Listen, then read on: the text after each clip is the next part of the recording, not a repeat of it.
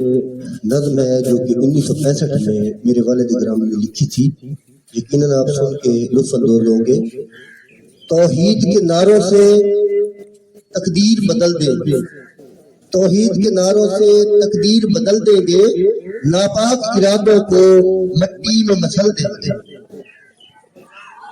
طاقت کے سہارے پر مغرور نہ ہو بھارت، ہم آپ جھپکنے میں تیری سینہ کچل دیں گے۔ طوفان میں کشتی ہے ڈوبے گی بھلا کیسے، طوفان میں کشتی ہے ڈوبے گی بھلا کیسے، خود ابن علی مولا مشکل کا حل دیں گے۔